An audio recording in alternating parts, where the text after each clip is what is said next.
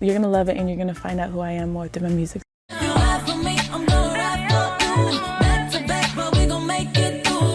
It's just one of those songs where it's like you can dance to it, there's a message. So talk to me about that being your first single, and then collabing with Ty, someone who sings like a natural fit. Yeah. Okay, so with this specific record, I just wanted to come out with, you know, people actually vibing, and I just kind of wanted to take it to like a party scene. Yeah. So that's where I kind of took it, and I felt it being a very relatable message, just because I know so many people that turn to substances to get their feelings out. And you know, it's not healthy to bottle up your feelings. We could be anywhere in the world right now, but you're here with me, girl. I'm drunk, baby, 'cause I'm bottled up. Baby, I'm smoking, baby, yeah. There's just a lot of people that are suffering in silence and are now coming out about it. Is there something that you feel like you want to, that you've had bottled up, that you want to release now? I think about this all the time. Really? Yeah. I feel like it's best I just still kind of compress it, just because if I do speak up on it, I just don't know how people will view me anymore. Really? I just like to keep some things to myself still to this day. That's why music is like the outlet for me. Okay. Just because when I do step into the booth or into the studio, I feel no barriers. And I'm like, I don't feel like anybody can stop me when it comes to music, because if anything, you're gonna love it either way. You, along with your Fifth Harmony girls, are all going solo, and you're killing it, girl. Oh, like, you guys are all killing it. Is there like anyone from your group that like you're jamming their music right now? Lauren just dropped her song Expectations. Okay. So I went over to her party, and she had like a masquerade party going on, and I was like, wait, what? So I heard the record again, and I already heard it before, and I remember, I think she's played it for me before. She played it for me before it actually released. Okay. Because we always keep bumping into each other. So when I actually heard it in the club and they bumped that song, her song, I was literally in awe. Like, this girl is actually singing for her life. Like, this is something she's been bottling up. Yeah, and you can finally see, she can finally showcase her talent. Who was the first person to listen to your single, Bottled Up? It would be Lauren. Okay. Just because, like I said, we always have like an exchange of like listening sessions, and she's always like pulling it out of me. She's like, I want to hear. But I'm like the type who's just like, no, I don't know if it's ready. I don't know if it's ready yet. I don't know if you'll like it. And then she hears it. She's like, I love this crap. So I love how passionate she is and how excited she is, just genuinely, and as I am for her. So it's an exciting moment right now. I know someone else that's already in the studio is Allie Brooke. Would you ever go in studio with her at any point? Have you, or any of the 5H girls, like, are you all separate, completely separate? I think it'd be cool to do something together, but I think it kind of depends on genre taste. I mean, feature me. I know you want me on your records, girls. I'm just kidding. No, really. I'm kidding. But it'd be kind of fun. Lauren and I talk about it all the time, so we'll see what happens.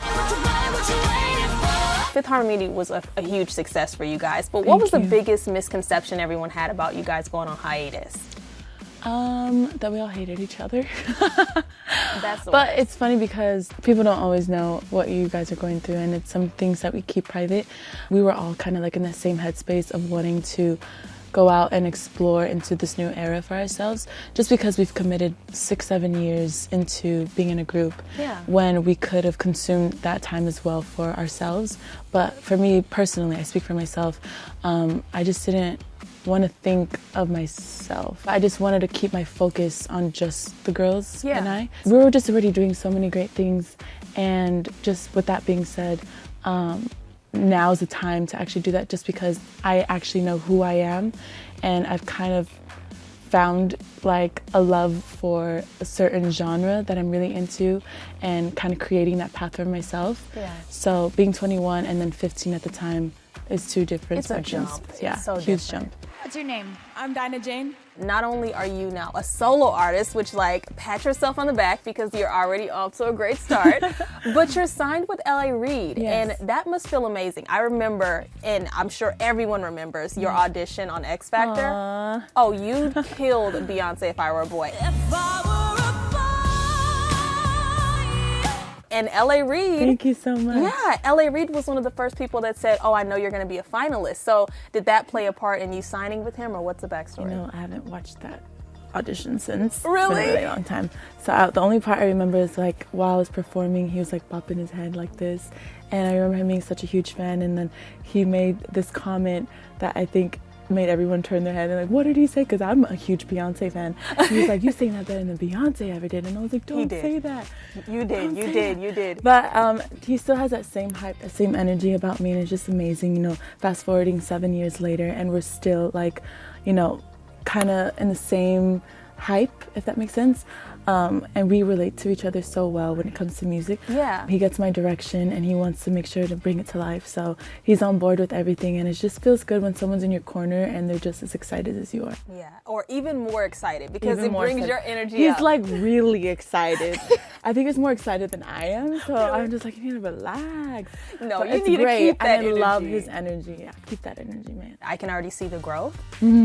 that you've had, but how are you reinventing yourself? What do you want your new sound to be known as? I know we said a little Mm-hmm. R&B, but just like, how are you reinventing Dinah Jane? I would say just being super personal with it, honestly. Like I said, I'm really shy, so I love to journal.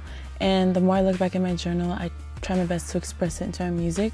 Because everyone thinks like I'm the very chill, laid back, carefree kind of girl. And that was always like my attitude when I was with the girls. Anytime crap was going down, they'd always run to me like, how are you so chill? I'm calm. You're so stress free. And I was like, there's so much more to life than this and blah, blah, blah, blah, blah. Oh, I love it. And I don't know, it's always been my personality, just very chill. But anytime stuff goes down now, I'm very aware and cautious, and I'm actually owning up to it. I can't be too laid back. I have to own it and accept the fact that this is reality, and not push things away, because you really have to get through those tough times. You have to find a way to get out of it instead of just sitting there and act like everything's gonna be fine. Yeah. So that's a bad habit of mine.